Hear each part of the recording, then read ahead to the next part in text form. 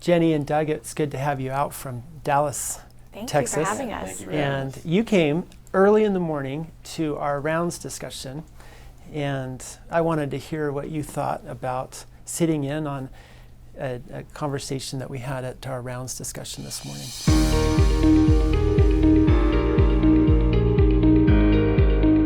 Yeah, I'll start. I think it was great to see the different surgeons with physical therapists, and just kind of see how they interact and learn to really benefit the patient. I love that, and so I had conversations with others just kind of after, and just kind of getting their perspectives, and so it really is I think a great way to advance, to increase knowledge to benefit the patient. Yeah. I would agree with that. I think that the collaboration between all the different fields can be very impactful preoperatively, postoperatively. It's just good to have a background of knowledge in other fields. Sorry. Okay. I think it's just great to have a background of knowledge. Yeah. So. And it's fun to have a group of people there that are always there, it seems, and then to have new faces come and just see how it all kind of seamlessly integrates. People get up after, and a lot of times, you'd go to a lecture and everybody's dead after. Mm-hmm. They're just like silent, asleep. They have to wake up. Mm-hmm. And after rounds are over, the party begins almost, and there's lots of conversation, there's some energy. I'll give you an example. There was a guy, I don't remember his name, I apologize, but after the talk, he came up to us, and he's a physical therapist, and he's like, hey, he showed us a patient that had, an M6, motion technology. And he said, this is what I do to support your surgery to help the patient get more motion. And that's just something that I didn't think about. Yeah. And then we were talking about, well, how do you handle patients who got a fusion? And so the protocol is different. So I just, to connect the dots between what you do in the OR and what he does with patients after, it was just really informative. And I find we've been doing the rounds for over 3 years. We've been meeting in forums like that for ever since I've been in medicine. And that format has been so good because every time I walk away with something I hadn't thought about before, and a connection that's a little better or new that I hadn't made before, which is just one of the things I just love about it. So it's always fun to have somebody come in, visiting, and invite them to come to rounds, because that's something that we are excited and proud of. Yeah, you guys do a great job with that, so I'm glad that we were able to attend, so thank you for that. So at Summit, we have a program where pre-med and pre-professional students come and work with us, and they see the patients. They are really integrated into our clinic, and there are quite a few of them now all over the country in school, mostly in medical school, and 3 of them are at Texas Tech, which is where you went to undergrad. Yes. And so how was your experience at Texas Tech? Are they in a good place? Yes, they are. They're in great hands. Texas Tech is phenomenal school, and I'm not here to promote Texas Tech or anything, but you just did. But I am, and wreck them. No, but no, I think that they're in really great hands, and I think when I was in school there, they just had a phenomenal nursing program, and then they had just started their medical school. So, but they're in great hands. It's exciting. We just had a medical school open up in our community as well, and it's been fun to start working with. In fact, a few of them were there this morning, some of the medical students from the medical school here. You were mentioning going into medical school, and then somehow you ended up in medical sales. How did that happen? Yeah, so growing up, I have a gymnast background, so I was seeing orthopedic surgeons very often.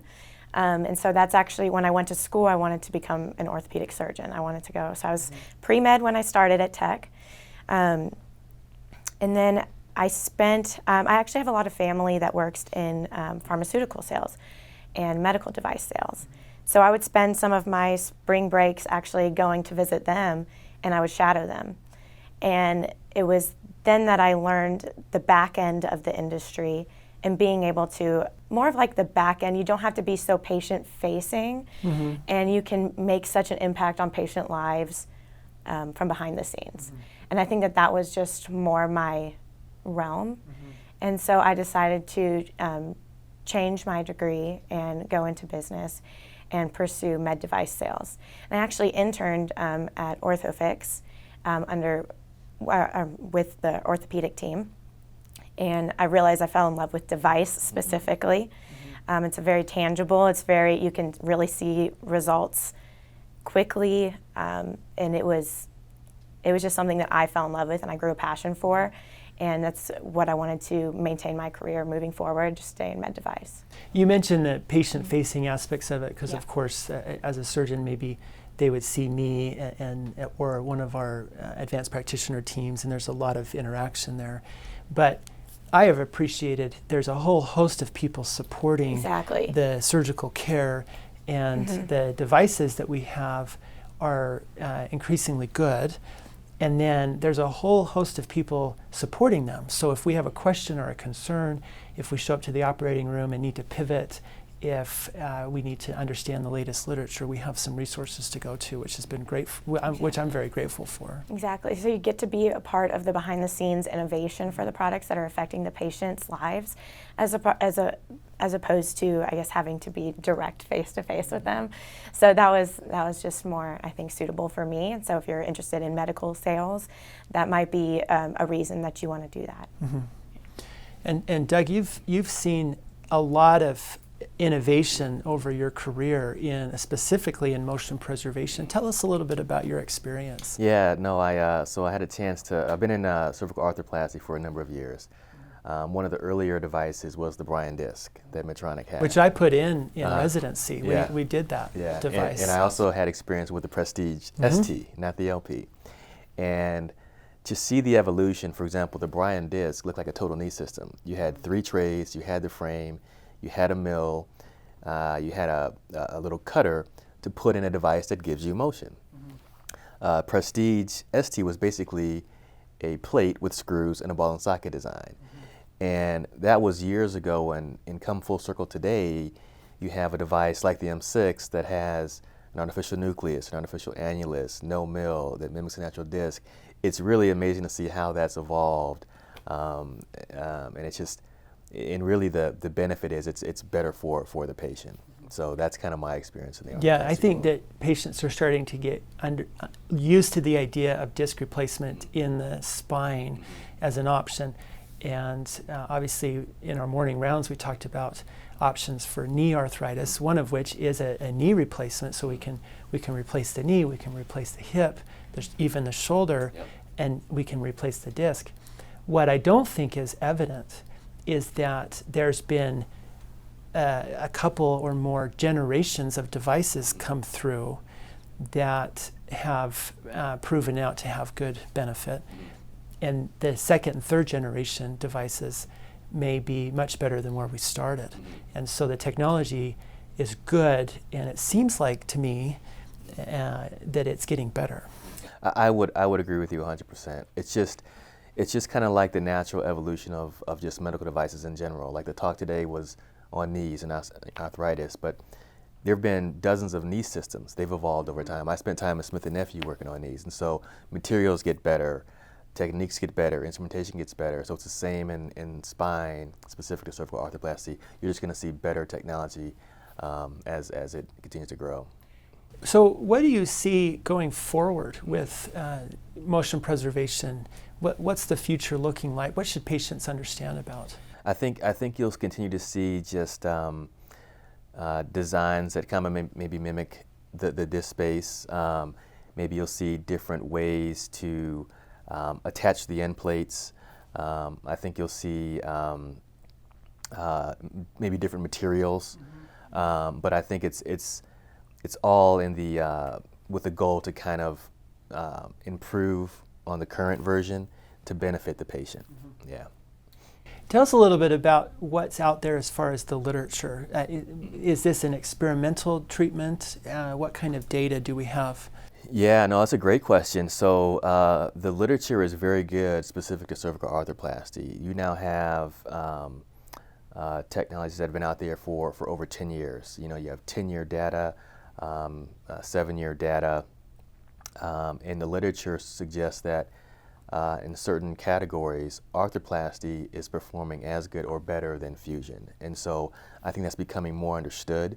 I think patients are becoming more educated on arthroplasty, and so it's not going anywhere in my opinion. I agree. I think that the data is good, and one of the great things about this technology is there's a commitment to collecting data and following the patients over time, which we haven't done particularly well in spine surgery in general. We've sort of treated patients and not followed them as long-term as we should. But with cervical arthroplasty and some of the other lumbar devices, we've gotten better at tracking long-term outcomes.